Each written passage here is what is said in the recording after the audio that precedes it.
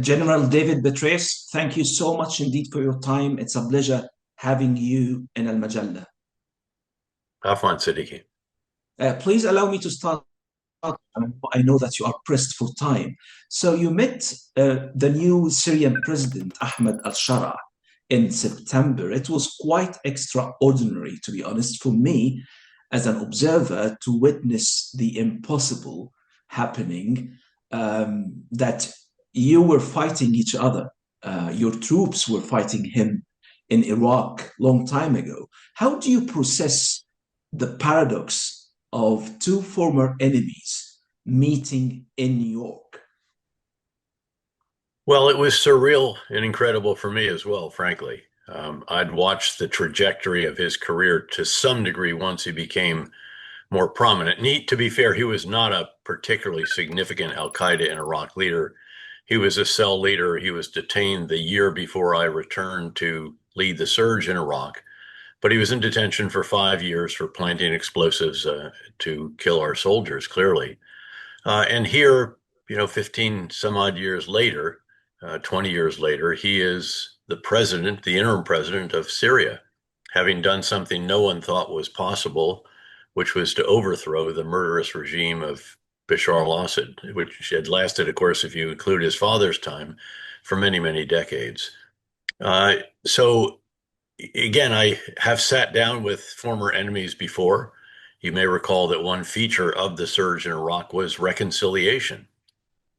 We recognized that we could not kill or capture our way out of an industrial strength insurgency. We needed to reconcile with as many of the rank and file of the Sunni insurgents and the Shia militia as we could, but then recognizing that we also had to more intensely pursue the irreconcilables.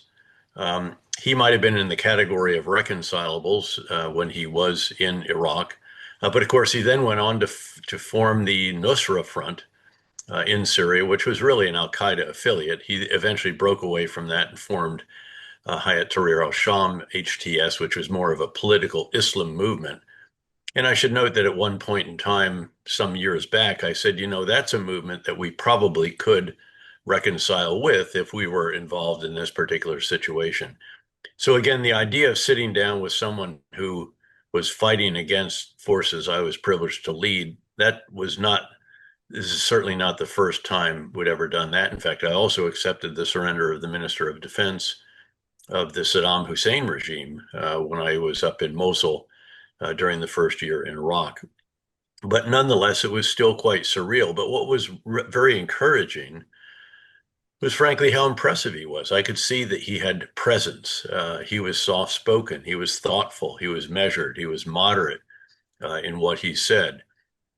He stated that what he wanted to achieve in Syria was essentially what I was trying to achieve when I was the two-star commander responsible for Nainawa province, Mosul, the capital, back in the early days in Iraq. And each area has all of these sectarian, ethnic, tribal, and other fault lines that run through it. But Syria, much grander scale than a single province of Iraq. But what I sought to do back then is what he is seeking to do now. And that was very heartening to hear. He noted that he wants to establish a government that is representative of all the people of Syria. Again, many different ethnic, sectarian, and tribal elements in that. Certainly majority rule, but also, more importantly, minority rights. Now, that's a very, very challenging goal. We see how difficult that is. There are elements in the north that are still have a close affinity with Turkey. You have the Alawites out on the coast, the former regime. You have the Druze in the south. You have the Syrian Democratic Forces, largely Syrian Kurds in the northeast, that we are still supporting, and a host of others in this kaleidoscope that is Syria. But I think it is not impossible. It is very, very hard, as we used to note about the surge, but hard is not hopeless. Here is where we should, while remaining skeptical, we should not, there should be no assumption here that automatically everything is going to transpire that we'd like to see. But what we should do is enable him in every way that we possibly can. And I therefore applauded when President Trump lifted the executive branch sanctions that were on Ahmed al-Shara and lifted the $10 million reward off his head, and so forth. But there are congressional sanctions now still in the US. These are called the Caesar sanctions, and they're quite restrictive, but they were imposed on the Bashar al-Assad regime, not on Ahmed al-Shara's government or Syria. And those should be lifted because right now they prevent investment in three critical sectors: finance, construction, and energy. And there are many, many Syrian members of the Syrian American diaspora that would like to invest in Syria, that want to see their old country succeed, and they're eager to come back and to help it do just that. Nonetheless, again, as you say, an extraordinary experience for me, a surreal experience, probably for him as well. I saw he was a tiny bit dumbfounded as well, as we realized that we're sitting down with each other, having some 20, 25 years earlier been on the opposite sides. Yeah, and let's move to the Middle East politics now. Given your vast experience, what do you make of the Trump style in negotiating peace in the Middle East? Some believe that this is a kind of achieving results, very disruptive, but it leads to outcomes at the end from a business perspective. So it's working. And others say, no, this is bullying diplomacy. So what do you make of this? Well, diplomacy is not all just nice, easy talk with one another. It often involves um, leaning on the other side, using the tools that you have. Indeed, perhaps bullying. I employed some of this myself from time to time when it was clear that the other side needed to be reminded. For example, in my first year in Iraq, who the sheikh of the strongest tribe in Iraq, in northern Iraq, was. And it was the commander of the 101st Airborne Division with 254 helicopters. So if you have tools, you should use all of them. And he does use all of them. He uses financial and economic and diplomatic, informational, all of the tools available. And certainly there is a bit of harsh rhetoric from time to time.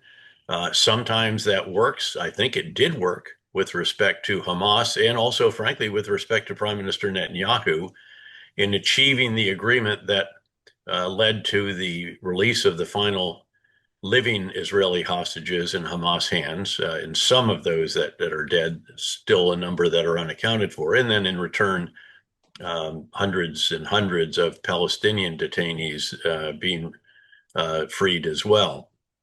So I think that can achieve results. I think joining Israel in the 12th day of the 12-day war against Iran was the right move and showed enormous capability on the part of the United States. Israel had done a magnificent job in the first 11 days, but there were targets that they could not crack, literally, including the deeply buried enrichment site at Fordo. Only the United States has the massive ordnance penetrator, and only the United States has a plane that can actually carry and deliver the massive ordnance penetrator. And we flew the B-2 bombers all the way from their bases in the U.S. without ever landing, refueled in flight numerous times en route to their targets in Iran. They hit them precisely, did the damage that was required, several different sites, in some cases double tapping, if you will, what Israel had already done, making sure that the targets were fully destroyed, and then returned to their onward base. Again, I think a demonstration of real capability, and that was not bullying, that was not bluster, that was reality.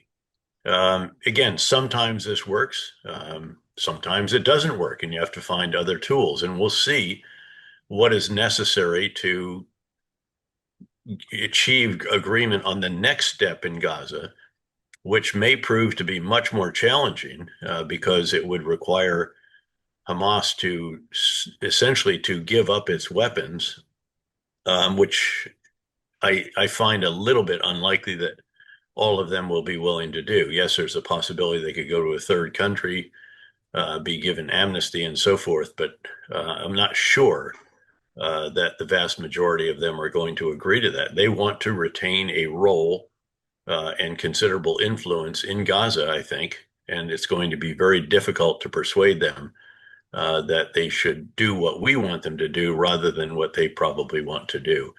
But again, using all tools is what leads generally to success in international relations.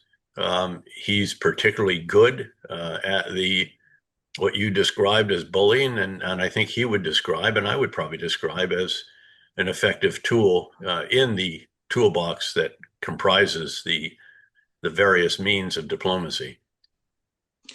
You mentioned Gaza, and I would like to ask you about the long-term future of the ceasefire. It seems very uncertain given the right-wing Israeli government and also the difficult mission to disarm Hamas. Also, I mean, Mr. Trump has called for a multinational peacekeeping force to maintain security in Gaza, but very few countries, even in the region, in our region, in the Middle East, have showed interest in Mr. Trump's call. What's your perspective, military perspective? Yeah, no, I think you've laid out the challenges very effectively and clearly.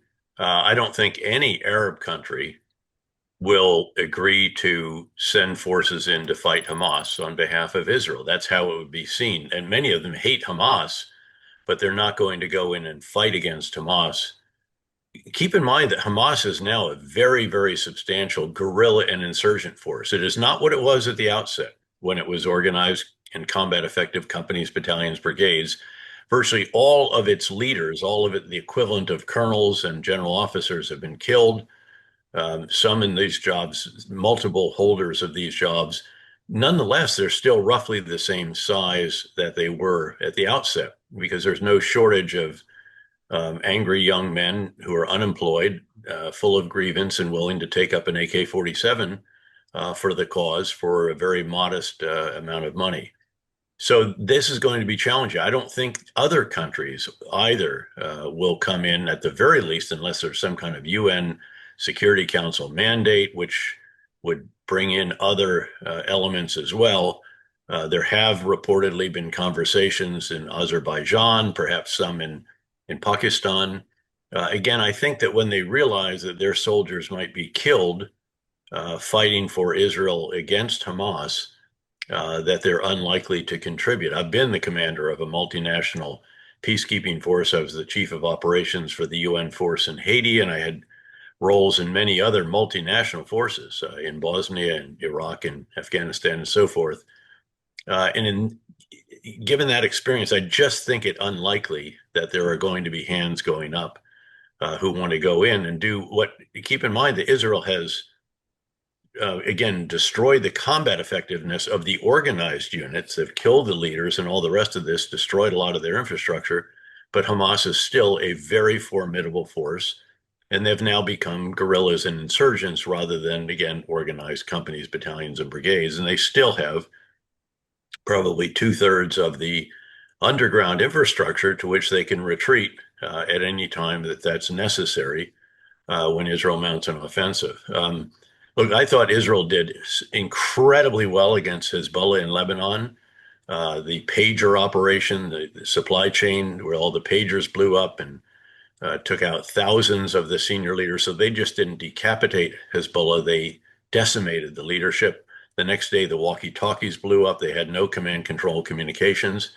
That prevented Hezbollah from doing what we feared most, which was to mount an overwhelming simultaneous attack of 10 or more thousands of missiles, rockets, and drones at Israel, which even their sophisticated counter-drone, air, and ballistic missile defenses could not handle.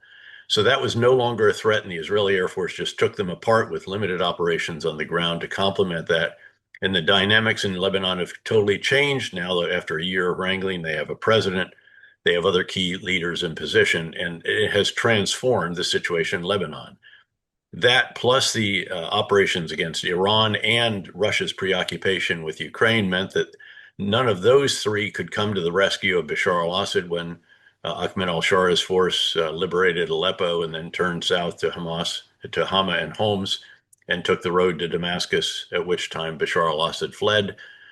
So you have these successes I mentioned already, the operation against Iran, which was just nothing short of brilliant, including not just the precision bombing, but also the individual drone strikes that took out over a dozen of the most important nuclear scientists in the country and many of the leaders of the security organizations as well. The fight against Hamas, though, has been more difficult. I wanted to see Israel achieve its three objectives: destroy Hamas, keep Hamas from governing again, and get the hostages back. I also wanted to see a fourth objective, which was to provide a better life for the Palestinian people in Gaza without Hamas in their lives. The problem is that Israel has been conducting a counterterrorism campaign. In other words, clear an area, kill a bunch of bad guys who deserve to be killed. They're Islamist extremists.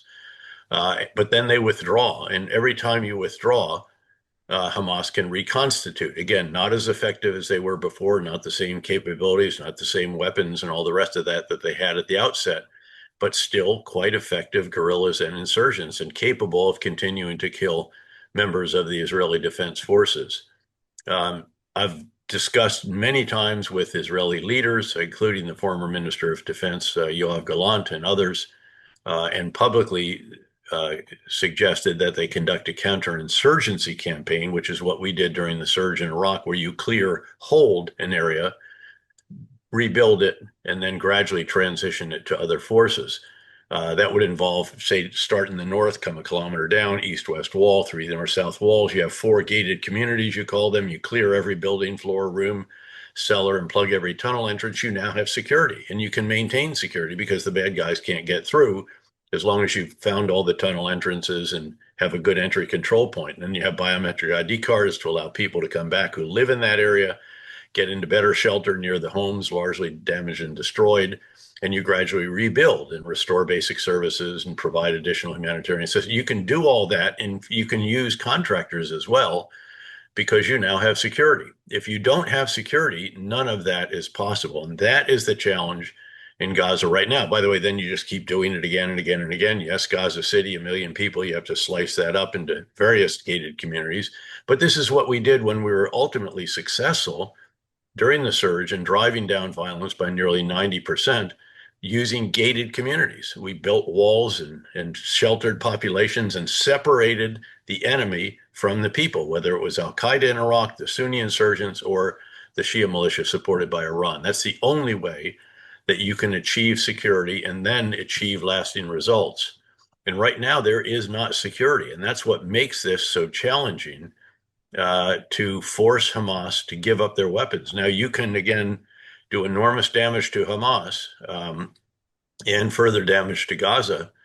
But I'm not sure you can actually destroy Hamas just by bombing them or conducting ground operations, after which you withdraw out of a community because they'll be able to reconstitute. So again, I think it requires a fundamental relook. I know it's over 2 years into this, and to do a relook at that point in time is often very difficult. But we did it in Iraq. We realized finally in late 2006 that strategy of clear and leave was failing. A new commander and a new ambassador were brought in. We embarked on a comprehensive civil military counterinsurgency campaign, using, again, gated communities to separate the enemy from the population and to enable the kind of restoration of basic services and reconstruction that were necessary to improve their lives without, in that case, the Sunni insurgents, al-Qaeda or Shia militia in their lives. In this case, it would be Hamas or perhaps Palestinian Islamic Jihad. So a tough situation going forward. And again, President Trump is threatening Hamas. That may be enough to get their attention, but I'm not certain that it will be. And in the absence of a force that's willing to go in and do what I've just explained, I'm not sure that you're going to be able to compel Hamas to do what it is we want them to do to provide a better life for the Palestinian people in Gaza without Hamas in their lives. My last question to you, and I'm really grateful for your time. It's very interesting that you mentioned the security contractors. So we have been witnessing this, I would call it business, of mercenaries.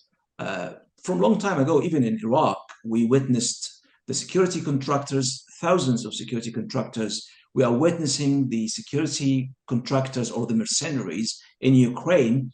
Yeah, I challenge the term mercenaries, but again, I can't let that go challenge. But certainly there are. Let's say security contractors. Let me explain that when I was the commander in Iraq for the surge, one of my big ideas, one of the ones I didn't actually state, was that I want to contract out everything we possibly can, other than what only our soldiers can do, and that is engage the enemy and engage the population. So I want to contract out now the vast majority of this was not security contractors, but if you have people guarding gates or guarding diplomatic convoys or what have you, that's fine, but not using them certainly to do what only our men and women and coalition partners and Iraqi soldiers and police could do in uniform. You have to be very careful about the use of security contractors. We had a terrible incident about 8 months into the surge, where security contractors essentially shot up a traffic circle when they thought they were being shot. We never found evidence of that. They were actually tried in the United States in court and so forth. That led to a fundamental relook at the use of security contractors and, more importantly, their rules of engagement and our tracking of their movement through the theater. The only security contractors we allowed in those days were those that were doing fixed site security. In other words, helping with security at a front gate, let's say, or entry control point, where we always had our own forces supervising as well. And then the embassy was using security contractors for some of their convoy operations. We put a strict limit on that. We monitored it even more closely than we already had. That was a terrible incident. It almost undermined what we had achieved in the first 8 months in the surge, which was very considerable. We had already driven down violence by 50 or 60%. Thankfully, it did not have repercussions that really undermined it, but it was very, very serious. And I remember sitting down with the Iraqi prime minister and with others and working through what needed to be done, and with the ambassador, because these were actually under chief of mission, not under commander of multinational force, although we took a much more direct role in supervising their activities. I think you have to be very careful. You should not use security contractors to perform clearly military tasks. I've actually cautioned security contractors against performing tasks inside Gaza, by the way, and essentially those that I have some relationship with said you should not at all consider that unless there is security. If there's security already, then by all means do it. But you should not get in a situation where you'll either end up fighting Hamas or, by the way, dealing with huge throngs of people trying to get to limited foodstuffs that are going into a country.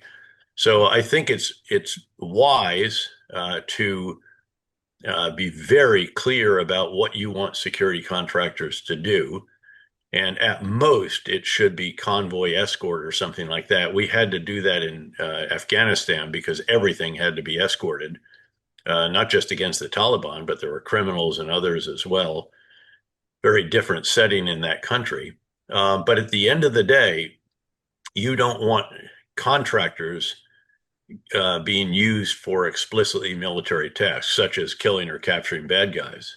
That is not what they should be doing. But you should contract out everything you can to free up your military, those who are in uniform, so that more of them can get outside the wire than would otherwise be the case. And that's how we used them during the surge in Iraq. General David Petraeus, thank you so much indeed for your time. It's a pleasure having you and المجلة. شكرا جزيلا. Thank you, sir. شكرا. You bet. Good to see you. Thanks, sir.